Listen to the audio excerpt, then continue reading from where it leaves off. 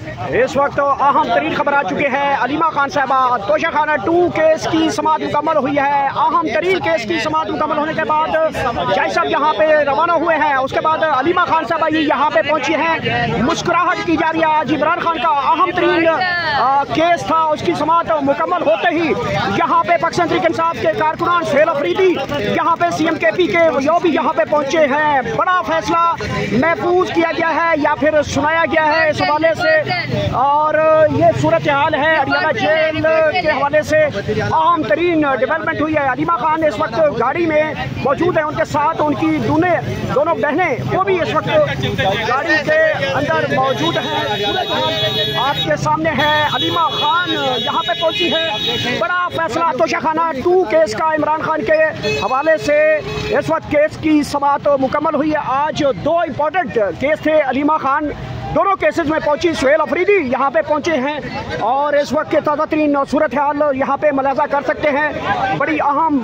समाअत इस वक्त मुकम्मल हुई है और इस केस के अंदर क्या हुआ है, क्या बड़ा फैसला किया गया है, इस वक्त अलीमा खान से गुफ्तगू करने की कोशिश करते हैं।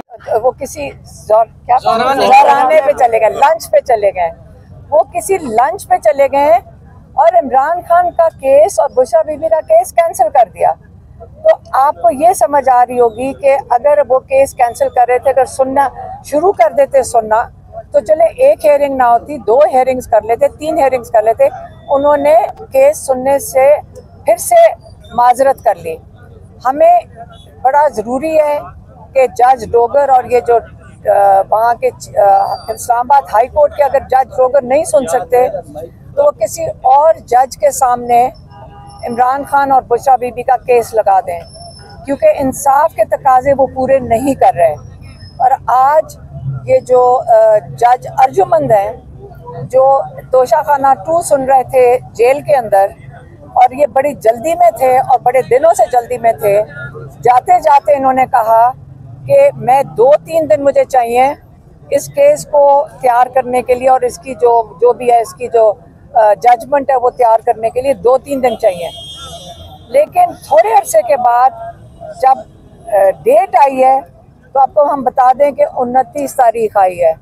इतनी जल्दी में केस तैयारी हुई, खुद उन्होंने कहा 3 दिन चाहिए, तो हमने सोचा कि ये जो भी जजमेंट है ये पीर के दिन आ जाएगी या मंगल के दिन आ जाएगी। लेकिन जब तारीख अंदर से आई है तो वो 29 तारीख की आई है। अब आज से 29 तारीख तक हमारे पास कितने दिन है? 2 दिन से, हाँ तकरीबन 12 दिन है। अब इन 12 दिनों में हम चाहते हैं कि हाई कोर्ट के अंदर इमरान खान और बुशरा बीबी का बेल का केस सुना जाए, और अगर ये केस सुना जाए तो इमरान खान और बुशरा बीबी को बेल के ऊपर रिहाई मिलनी चाहिए। तो अब हमारा सारा फोकस चला जाएगा हाई कोर्ट के ऊपर और हम वहाँ जाके पिटिशंस भी डालेंगे मुलाकातों की। इमरान खान ने ये भी कहा है, लेकिन सबसे ज़रूरी चीज़ है कि इमरान खान और बुशरा बीबी को अगले 2 हफ्ते से पहले इमरान खान और बुशरा बीबी को बेल मिलनी चाहिए। अच्छा, अब जो उनका पैगाम है वो नौरी न्याज़िया आपको देंगी। जी, आज इमरान खान के पास KPK के चीफ मिनिस्टर साहब आए और आपने सब ने देखा होगा कि उनको इजाज़त नहीं मिली अंदर जाने की, हालांकि वो इजाज़त लेकर आए थे। तो इमरान खान ने आज सबसे पहले तो मुबारकबाद दी चीफ मिनिस्टर के लिए कि वो बड़े उनके पुराने वर्कर हैं, साथी हैं, और उन्हें उनकी तारीफ़ की कि और उम्मीद की कि वो इंशाल्लाह KPK में एक नया इनकलाब लाएंगे, जो हम सब चाहते हैं कि इनकलाब आए। और दूसरा, उन्होंने अली मीन गंडापुर साहब के लिए कहा है कि मैं खुश हूँ कि उन्होंने बड़ी डिग्निटी से अपना हुकूमत ट्रांसफ़र की। और फिर उनके बाद फिर उन्होंने उसके ऊपर कहा कि वो जो ये जुडिशल कमीशन की कल उन्होंने कहा था कि बने, जो बहुत ज़रूरी है, सारे जो 9 मई 26 नवंबर कश्मीर का जो कत्लेआम हुआ है और मुरीद के का, उन्होंने कहा इसका जुडिशल कमीशन फ़ौरन बनना चाहिए कि इतने जुल्म हुए और आप सबको पता होगा कि कितने लोग बेगुनाह इसमें मारे गए हैं। आप मीडिया को भी चाहिए कि इसके ऊपर बार बार आवाज़ उठाए और लोगों को बताएं कि वहाँ पे क्या हुआ है। आप लोगों की भी जिम्मेदारी है कि आप लोगों को बताएं कि वहाँ पे कितना कत्ल हुआ है, उनकी तस्वीरें वीडियोस लगाएं ताकि लोगों को पता चले कि अपने मुल्क में हमारे ऊपर कितना जुल्म हो रहा है। और इसके लिए जुडिशल कमीशन बहुत ज़रूरी है। और अगर 9 मई में ये बना देते, जो कि इमरान खान शुरू से कह रहे हैं कि 9 मई के ऊपर जुडिशल कमीशन बने और उसकी CCTV फुटेज रिलीज़ होए, उन्होंने आज तक वो नहीं किया। और उस एक तो 9 मई में कितने कत्ल हुए वो सब जानते हैं आप, और उसका आज तक लोगों को इंसाफ नहीं मिला और लोग अभी तक उसकी सज़ाएं और जेलें काट रहे हैं कि 10-10 साल की सज़ाएं दे के और बग़ैर किसी तहकीक के लोगों को जेलों में डाला हुआ। और फिर उसके बाद 26 नवंबर किया, आज तक किसी ने, आप लोगों ने भी उसके ऊपर बहुत ज़्यादा बात नहीं की, हालांकि आप इतने शौक़ से आते हैं, लेकिन उसका ज़रूर आप उस पर बात उठाएं कि 26 नवंबर में जो हुआ और कश्मीर का अभी हुआ और अब जो मुरीद के का हुआ, तो इसके लिए इमरान खान ने डिमांड किया जुडिशल कमीशन। और उसके बाद जो 26वीं तरमीम थी, ये सब उसका नतीजा है कि हम कहीं पे इंसाफ के लिए जा नहीं सकते।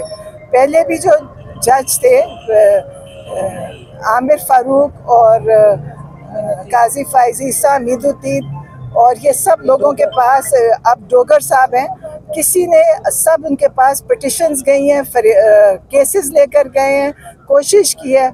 अभी भी जब भी आप हाई कोर्ट जाएंगे तो आज भी हाई कोर्ट बिल्कुल खाली था। इतनी बड़ी इमारतें और इतना बड़ा वहाँ पे काम हो रहा है, कोई भी नहीं था सुनने के लिए। आज हालांकि तारीख दी हुई थी अलकादर की, जो कि 10 महीने बाद अलकादर की तारीख मिली थी। और जो ये सारा आसिम लॉ की वजह से हो रहा है कि सारी पाकिस्तान की जो ये कोर्ट्स हैं वो मिलिट्री कोर्ट्स में बदल चुकी हैं। जैसे मिलिट्री कोर्ट के फैसले होते हैं वैसे यहाँ पे कानून, उसी कानून के तहत यहाँ पे फैसले हो रहे हैं।